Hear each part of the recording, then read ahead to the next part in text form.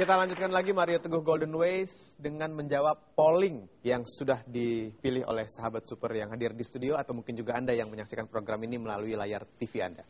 Ini dia pollingnya. Banyak orang ingin menjadi kaya, tapi yang dilakukannya tidak menunjukkan bahwa dia akan menjadi kaya. Kira-kira mengapa? Yang memilih A malas 27%, yang memilih B belum tahu caranya 59%, dan yang memilih C tidak bertanggung jawab 14%.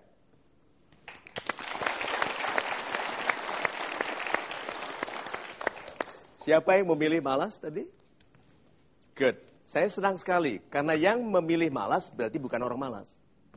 Dia melihat orang lain yang ingin kaya, tapi perilakunya tidak menunjukkan dia akan kaya, karena orang-orang itu malas. Yuk, sahabat-sahabat Indonesia yang muda, hati-hati dengan kata-kata males ah.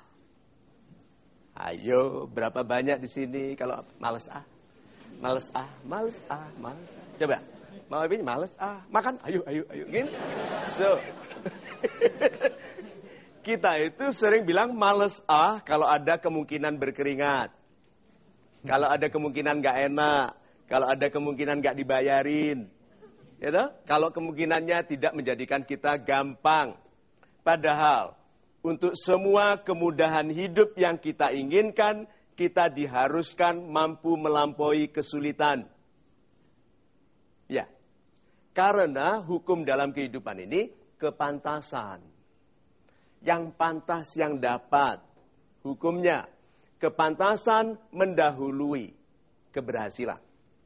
Kepantasan untuk kaya, itu datang dulu di pribadi Anda sebelum kekayaan. Satu lagi, wanita yang baik untuk pria yang baik dan sebaliknya. Berarti datang dulu belahan jiwa yang baik, baru kita memperbaiki diri, atau kita menjadi pribadi yang baik, baru belahan jiwa datang yang baik. Yang mana?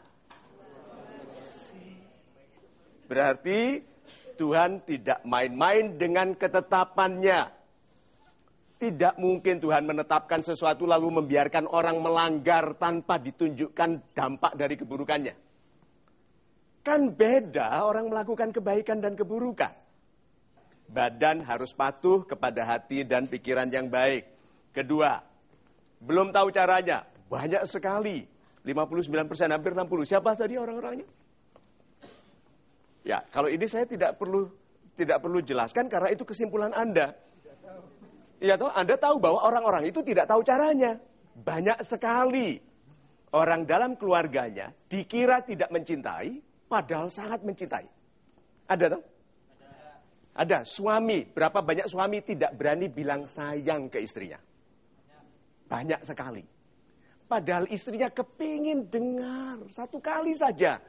Pak Sutoyo ini bilang, darling I love you, gitu kan? Masa dia katakan itu setelah 68 tahun di ICU? Di ICU, sudah di mana-mana kabel baru dia bilang I love you.